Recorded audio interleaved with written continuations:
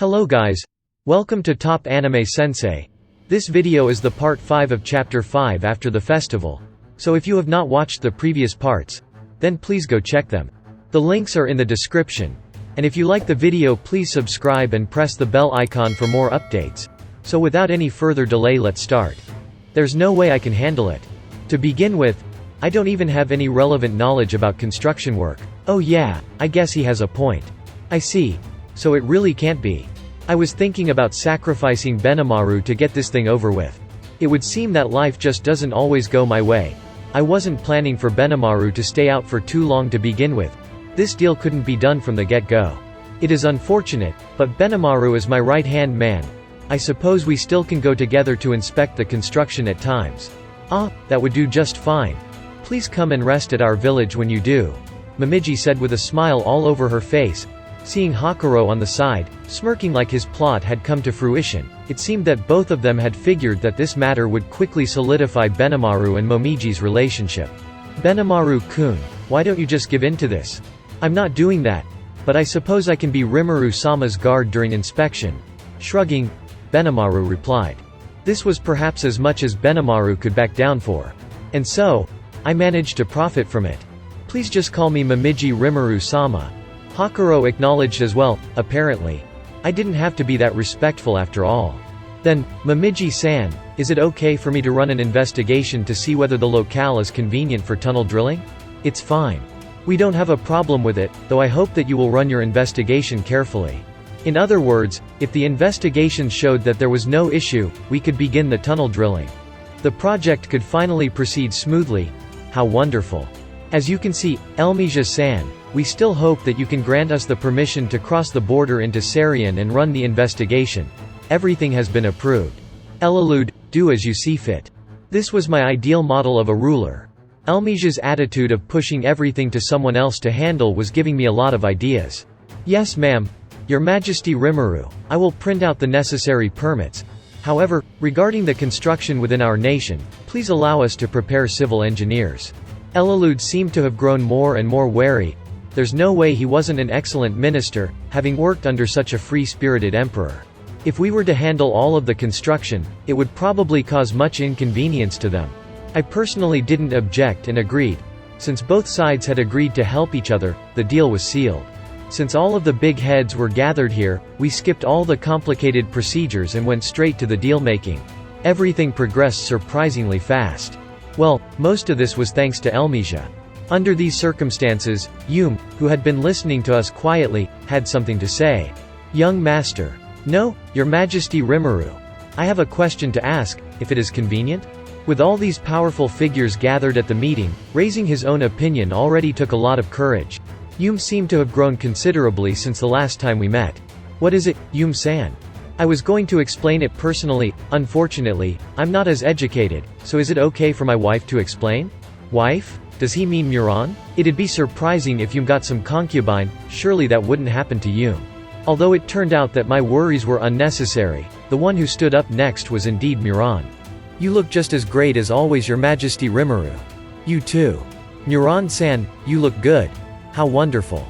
With the great debt I owe towards Your Majesty Rimuru, it is fine for you to call my name directly. It seems it's too late to say such things. Then we will leave that for future discussion. Let's just talk casually now. Then Muran, what's on your mind?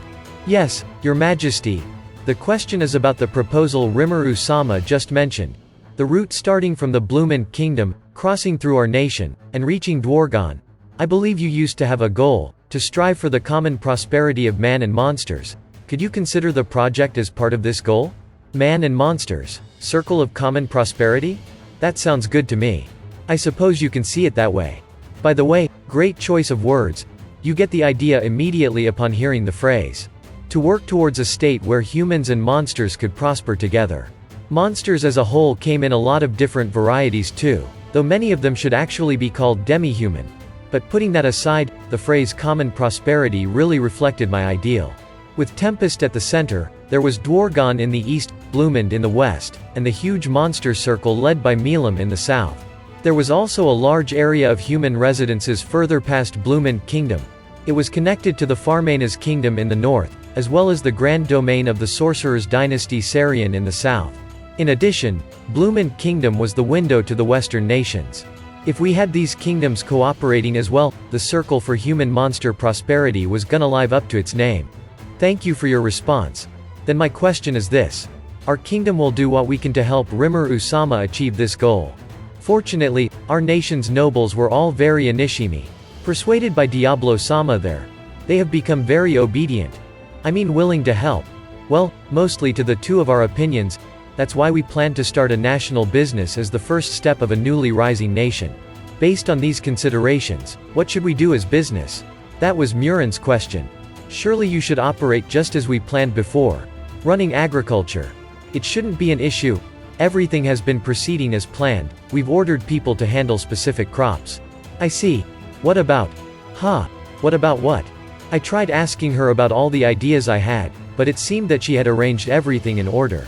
Diablo had obviously tamed the nobleman. Yum also gained massive support among his people. The old Pharmas had fallen, and the new nation of Pharmanas had risen in its place.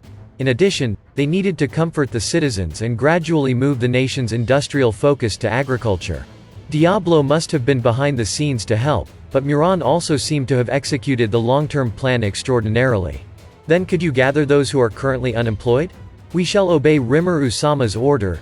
If possible, we were actually thinking about using our own manpower to lay down the railway tracks. Since it will become a method of transportation for our agricultural products, surely, the transportation network will be a major lifeline for our nation. It would indeed. If you are not just growing the amount for your own nation's consumption, you are going to get a lot of surplus in the future. In the past, Pharmas Kingdom would resell goods from Dwargon. Those were mostly handcrafts and gear. There was no concern over any items going bad. The merchants were responsible for transporting these items, and the country could easily profit via taxing tariffs. This would no longer apply. The merchants would no longer be the sole responsible party for the goods. The nation itself would be forced to raise its own credibility. I look forward to the day when the magic train runs through the Great Plains. Surely the merchants in the future will change their trade model as well. It will be faster than horse carriages. Goods that are expected to be delivered in a week, it will only take 3 hours in the future. The storage space required will probably be 100 times more than before. What? Gazel and Elmisia had seen this coming, so they didn't seem surprised, but the same couldn't be said about the rest of the people at the scene. The news was probably too shocking, making everyone go numb. Anyhow, we need to purchase the land for laying tracks early. I want to plan out a straight and effective transportation route.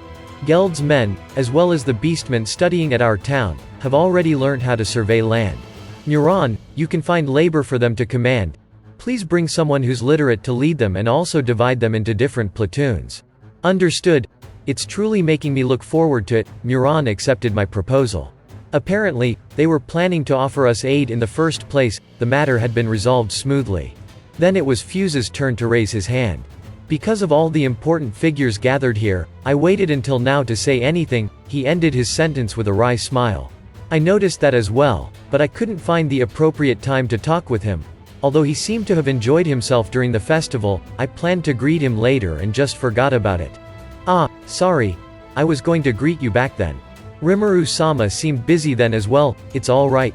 By the way, my friend wanted to talk to you too. This is great timing. What he has to say relates to what has just been discussed. Fuse then introduced me to Baron Veyard, who I also knew well. I recalled him to be an experienced man who should not be underestimated. I am Veyard. I kind of forced my way to the meeting today. First of all, I want to thank Your Majesty Rimuru. And to everyone here, it is a pleasure to meet you. He stood with great gesture and bowed elegantly. Then, allow me to ask a question in the stead of the ruler of Blumend Kingdom, King Dolam. I told King Dolam that we would have a proper conference planned after this meeting. Now it would be unnecessary. As Fuse has mentioned, what Rimuru-sama has said is highly relevant to the future development of Blumend. King Dolam also predicted that our nation will become an important hub for the flow of goods. I've also had my theory before finally understanding after hearing your speech. In other words, Your Majesty wishes to make our country a gathering point of all exports, is that right? Your Majesty mentioned that once this magic train appears, the concept of logistics would change forever. If you are making our nation into a hub of sorts, surely goods from all over the continent would come through. In that case, we will need people managing these goods.